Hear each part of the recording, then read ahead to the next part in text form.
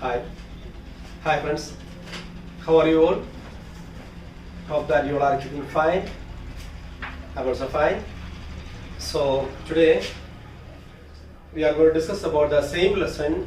Maybe the last class we discussed about the lesson first from the history. That's mentioned here. When, where and how. That time itself I informed you that I'm going to teach as a 2 episode this lesson. Because the vast lesson, so I am unable to complete within 1 day. So I inform you that time itself I will teach that within 2 episodes. The first episode we have completed so many part from this first part, and especially the transition to the modern period we completed, and we discussed about the new era, our rulers, and about that we discussed, and the new era we can understand that the 800 CE, we understood that so many, the people came to India, they invaded India, they started their own, so many things in India. They started as the business, trade, then after that when they got a hold in India, after that they started their own princely states. I explained those class, and British Raj and presidencies. And those class I explained that the presidency they started in Chennai, in Bengal and Mumbai. I explained all those things the last class. When you go to the classes once again, you will get the clear information about all those things. So they started princely states and the British Raj and the presidencies. And we discussed they started the Bengal also. For the princely people, those who came from abroad to staying here, they started Bengal. And we discussed last class itself, they started the hill stations. That means I given the examples of Shimla, Ooty, Darjeeling, because the summer season, because the European climate is something different than India, and the summer season they are unable to tolerate the hot season. That purpose only they are supposed to move the hill station, the Ooty, just like the Darjeeling and Shimla, because the climate is somehow good for those people in these are the areas. So they started the hill station. Then we are going ahead, we can understand they started the clubs are there. And you know that for the social center games and amusements of the other recreational activities. So they started for the recreational activities, they started the clubs. And after that we can understand that they started the gymkhana for the devote the outdoor sport. For the sports purpose, they started gymkhana for the outdoor sports. Indoor sports are there, outdoor sports are there. So that purpose only they have started gymkhana. You reading that story, you will get these other information. Then we are going ahead and cantonment they started and barrack. And they are making so many buildings together as the barrack for staying purpose. Then we are going ahead, we can understand that they have made so many administrative blocks for the administration where they are able to stay, and from there they are able to administer all over the India or all their own presidencies. That purpose they started administration blocks, and mainly we can see that maybe that's in Delhi and also Madras, Mumbai and other Bengal. These are the areas they started their own administration blocks. And again going ahead, we can see that they started universities and the schools in India for the Western education. You know that this 1800 CE, mainly we can understand that this time the people used to learn Sanskrit, some other language, Urdu, these are languages. Mainly the English people came to know that we must have the Western education only, then only we are able to develop even our business and everything. That purpose only they started Western education. For that purpose they start schools and universities. These are the information we learned with the Askas, a new era and new rulers. Now we got to go ahead the periodization. So now today we have to learn about the periodization. And what do you mean by periodization? Here we can understand that this 700 CE to 1800 CE. You know that? So these are the area 700 and CE to 1800 CE. These are the modern period.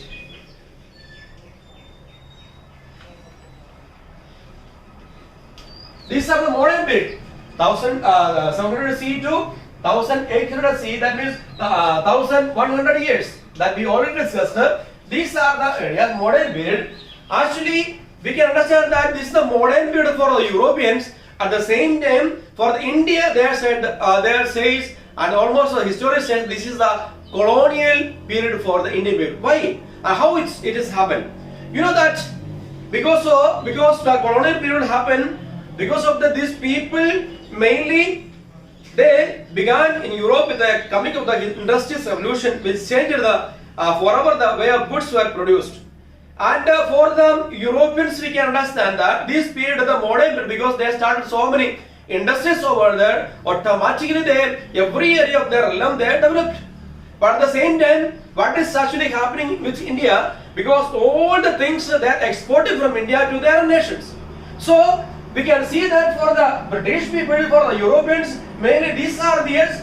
For those people, that's a modern era, others the modern period. At the same time, for the Indians, that's the colonial period, the historians say.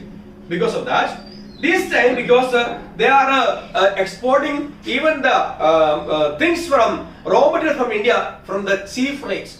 They are taking from the cheap rate and exporting to from India to their own nations, and they are making so many things from there, having so many products from their own places, and they used to sold different nations. So one of the main thing, the material cheap rates they are getting from here, and also industries are not at all progress in India. At the same time, industries are developing day by day in European countries because of that's not a modern period. But in India, industries are nothing happened in India. All the things are exporting from India to their own places.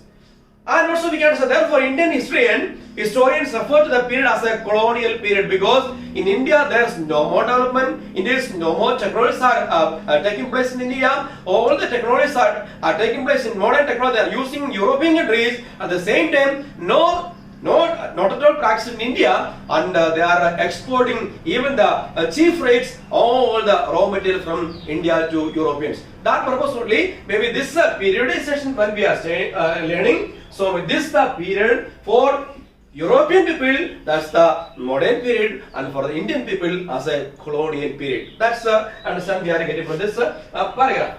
Now we have to go for the another thing that we are learning about these years, especially these are the years, and there are the sources. How we are learning about the history? Because we must have some sources, and from source only we will get the information about India and how India developed. What are the changes occurred in India? These are the information we are getting from the sources. So what are the different sources are mainly talking about history of India, even the medieval period we are going to learn. So first of all, there are two things that are there. First of all, we are learning about the textual sources, and which is written the text about that, and from the text only we are learning about this period. So first of all, we are learning about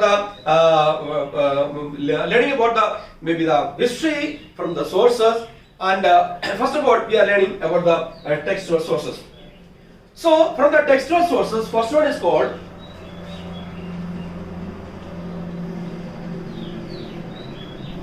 official records. So listen carefully. Here from the textual source we are learning about the Indian history. Now first of all we are learning about the textual sources, that's official record. Official record.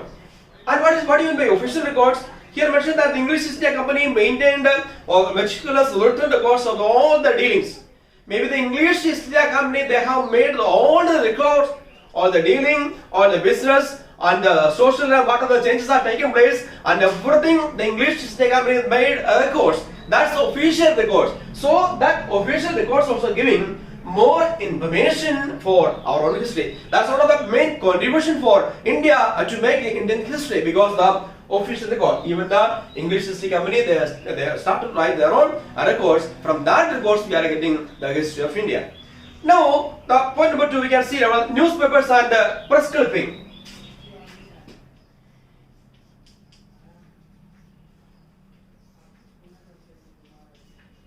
Newspapers and press clipping.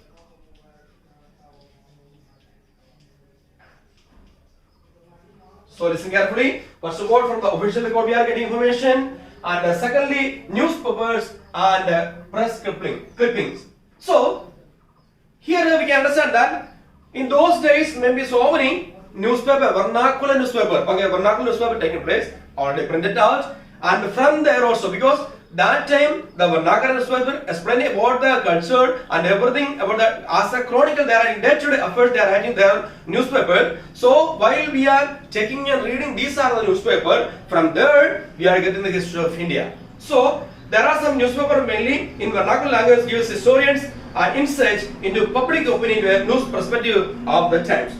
So some of the examples I'll give the newspapers. First of all, maybe the Kesari, one of the newspaper is called Kesari, and Tribune, and Young India and Amrita Bazaar Patrika provide an insight to the ideology of the freedom fighters, photographs, cartoons, and satirical composition reflect the public opinion regarding British rule. So you know that from the newspapers, vernacular newspaper, and there are some press clippings are there. From there also, what are the things happened at that time, that day-to-day affairs, they mentioned through the newspaper, and while we are reading this newspaper, we are getting information about the source of information from the newspaper. So this is also one of the contribution of that time. Through that, we are learning about the history of India.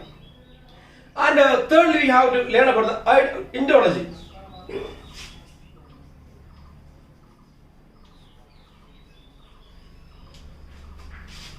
What do you mean by Indology?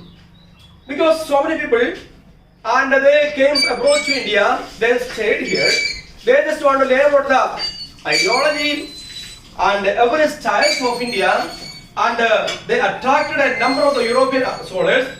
They were known as the ideologists. So someone want the travelers, other the historians, they came to India, they tried to learn about the India, and they are, as the historian, they are writing all the documents that will come under the history. So while we are reading these people, the maybe the newspapers, the clips, otherwise the press clipping, and through that we are getting the ideology. So those who are studying about Indian history that time, so these people are called ideologists. So through the ideologists also we are getting some information about the Indian history. And this we will hope that a better understanding of the Indian custom would help them to rule India more effectively. Why they want to write the history of India those days? Because they understood that while we are learning the history of India, that will help us to understand about the Indian customs. If you are going somewhere, we must understand the custom and cultures of that place. The same time, the European came to India, they just want to know about the culture and custom and everything of India. That purpose they are writing so many things about the Indian culture. So this is also another source for us and Indology. They are writing about India, Indian history, that Indology. Through the Indology also we are getting the sources about the Indian history. These are the big examples. Now again we are going ahead, we can understand that maybe the popular literatures.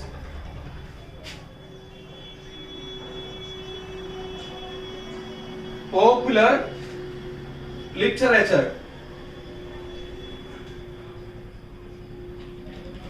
In those times, we know that so many people, educated people are there, graduated people are there, and the foreigners also there. They are having so many writings. Because here we understand that as a response of the colonial perceptions of India, Indian writers and the scholars attempt to rediscover their nation's past. So, rediscovering their past, that purpose of their writing. And so many people from India itself, they are writing about Indian history, and they are writing so many poems are there, so many novels are there, and writing about the history of the India is there. And from this clips also we are getting the sources. Few examples I will give you. And one of the person he is called Dadabhai Naoroji, was popularly known as the Grand Old Man of India. The Grand Old Man of India. One of the person called, his name is Dadabhai Naoroji. And you know that we must have our own history and towards the end. And again, so many people we can understand that maybe from the nationalist literatures criticizing British policies such as Dadabhai Naoroji's and poverty and un-British rule in India, and Mahatma Gandhi's Hind Swaraj and Jawaharlal Nehru's Discovery of India. These are the books are giving so many important examples about the history of India. So the people, the educated people, the graduate people from India, they also writing their own clippings. They also writing their own history about India. From that clipping, from that literature also we are getting information about the Indian history, about particularly we understand about 700 CE to 1800 CE. These are the timing. What are this happened in India? About that we are getting information. So Gandhi also wrote it, Jawaharlal Nehru also wrote it, and Dadabhai Naoroji also wrote it, and so many others are there. The wrote, their clippings are available. With that clipping we are getting the information about Indian history. Now, when we are going ahead, we can understand that there are the writing of the woman in the period touched upon the themes of inequality and gender discrimination. And Rasundari Devi, who learned how to read the secretary of the kitchen, wrote an autobiography called Amar Jivan in Bengali, which was published in 1876. And when British was here, English East Company was here, that time also so many inequalities are there. And also, so many people wrote about the gender discrimination also there. You know that people are discriminated, untouchability was there, and inequality was there. These are things we are learning from the history, and the people already wrote about this period. From their own literature, we are getting very clear information about the things that happened. And so many women also wrote information about the source of the history. And when we are going ahead, we can understand that so many people, especially one of the things, Pandita Ramabhai also there. And Sarojini Naidu was called the Nightingale of India for her poetry and writing.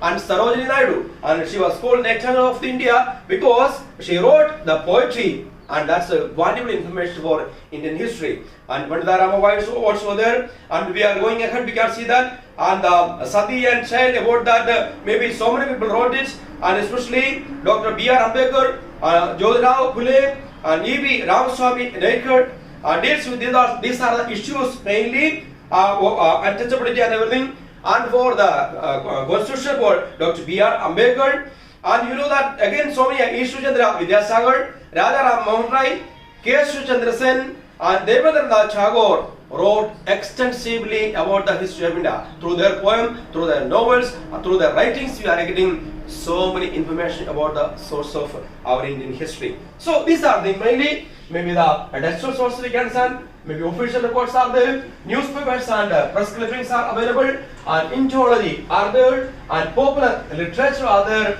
From here, we are getting so many information about our Indian history. Now, we have to discuss something about the point number 2, oral sources. Because first of all, we discussed the textual sources. That's the example we have given. Now we have to go for the oral sources.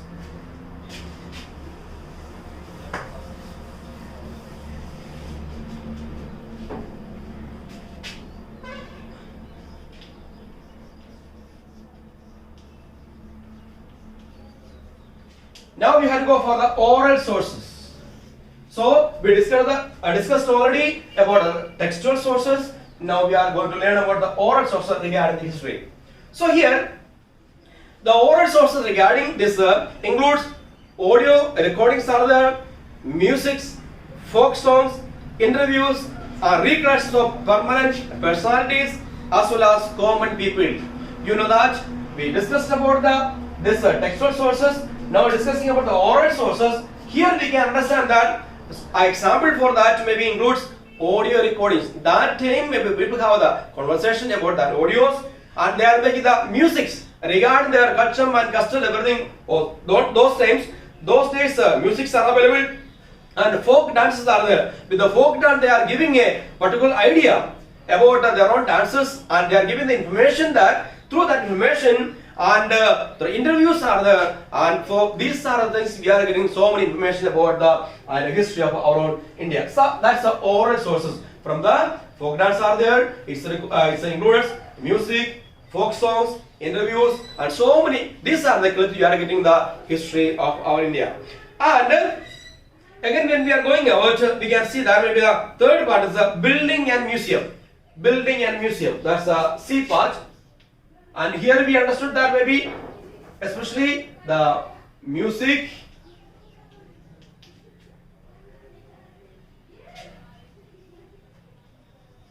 audio recordings,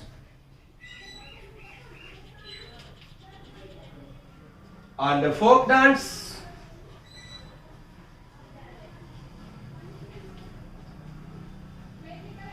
interviews and interviews. Okay, from these are the information we are getting the oral sources. These are the mainly examples for the oral sources. Now we have to go for the C. That is a building and museums.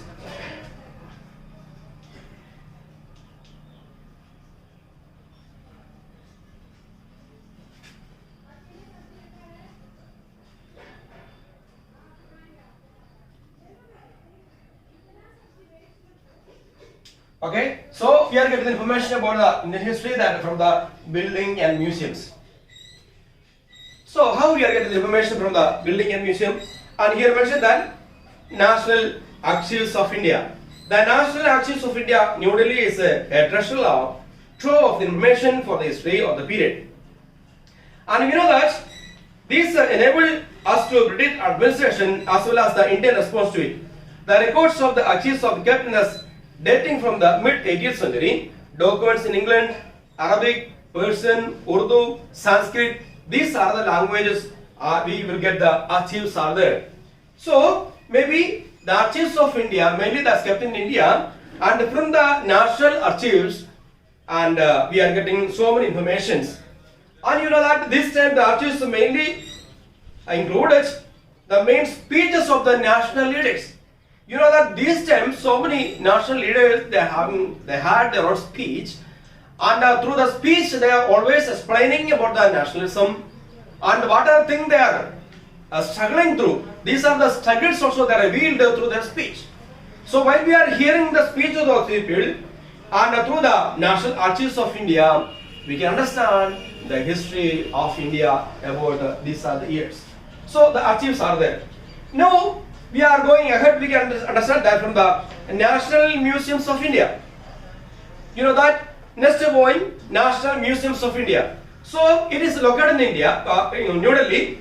The National Museum of India has its processed over 2 lakhs of works of art spanning the 5,000 years of the national history. It also has a coin, painting, manuscripts, statues and folios. So you understand that maybe the National Museum of India has a place in Delhi, that's located in Delhi, and there maybe more than 2 lakhs works of art and spanning of the 5,000 years of the nation history. Maybe the 5,000 years of the history we are getting from there. And also more than that, it also has coins. You know that the people used so many coins are there, different type of dynasties, even the kings, they have made their own, maybe the coins in their own picture and year. And with that, just like for example the Cholas are there, the Pandyas are there, Cheras are there. These people, when they are having their own coins are there, they are having the calligraphy, the literature also there, they are mentioned the pictures also over there. Through that we are getting the information about those history. Now the folios also there, and also that time they have so many paintings are there, manuscripts are available, and the statues, you know that people are making the statues. We have now, for example, we have the statue of Mahatma Gandhi. Like that, so many people, and Dr. B.R. Ambedkar, statues are available. Vallabhbhai Patel, maybe the statues are available. And people are making, according to the recent time, maybe the great people statues they are making. So, through the statues, through the painting, to the foliage, we are getting so many information about our own history. So, this is the main thing from the National Museum of India. Now, finally, we are going to discuss about the film and audio records. You know that finally we are discussing about the film and audio records.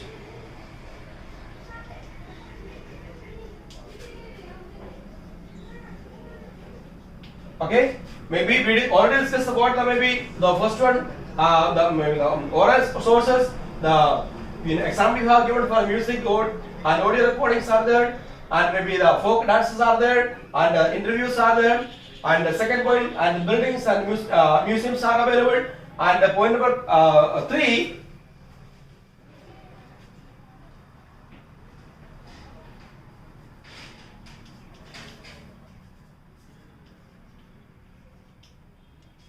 We discussed about maybe mainly the film and the audio records. You know that here we are talking about mainly the audio recordings and moving, maybe the motion, the pictures, and also the video recordings, documents and events. Film and documentaries also have a valuable source of modern Indian history. So for the modern Indian history, we are getting the information especially from audio recording, and also for the moving motions of the pictures and the video recordings are there. 3. This type of chayun, maybe the mothers, that we are getting the information about the modern history. So, and more than that, maybe the speech of the freedom fighters. That is what we are getting. The speeches of the freedom fighters, because the freedom fighters they are giving and they are having the nations in their own mind. They used to have the speech, and so many people will maybe receive, maybe they will hear the voice clips are there, the speeches are there. They also automatically motivated, and also automatically maybe the foundation of the nationalism laid in the hearts of the people because of the Gates people's speech. So the audio recordings are there. From there we are getting the speech also. Through that also so many people motivated, and this is also one of the information and for our own modern history. Now, so we can understand that thus we can see that the last 2.5 centuries of Indian history is a complex and fascinating period. This period needs to be examined from various angles and from the viewpoints of different participants. So you know that mainly we discussed about the sources for today, and first of all we discussed about the sources, that's the textual sources. From there we got the information about the official recordings are there, newspapers and clippings are there, indologies are there, and the popular literature was there. And point number B, we discussed about the oral sources. And oral sources we heard about maybe the musics and audios, recording for dances and interviews are available. And then the building and architecture, others the museums are available. Through that also automatically explaining about the history of India and the modern India, the films and audio records and the speech of the people. From that only also we are getting so many information about our modern Indian history. So these are the things already included in the lessons first from the history part. So we have to revise again and again these are the parts, so that we will get the more information about this lesson. So I just urge you that you all read again and again these lessons, and you try to learn it, because we learned today especially the periodizations and the sources. Mainly we discussed about the sources about the two types. Textual sources are there, and also oral sources are there, and also thirdly we discussed about the building and the museums are available, and fourthly films and audio records. From these are the all the information altogether. While we are reading, we are getting a clear picture about the Indian modern history. So maybe mainly we discussed about the 700 CE to and 1800 CE, that means 1100 years all together from this lesson we learned. So I request you to once again you read everybody carefully and try to learn it. And there are so many terminologies mentioned that newly that may be not at all familiar to you, and because you studied the 7th class last year, now you promote to the 8th class, so many vocabularies are not at all familiar to you. So go through that study, find out the meaning properly, and more than that, you so many questions mentioned as objectives, and also long answer, short answer in your textbook. You try to write it properly and learn it properly. I hope that you understand this first lesson, especially the when, where, and how. And this is the main information I have given to you. So the coming days we will learn about the next lesson. So I request you to again go through the books and learn it properly. Okay, then thank you very much.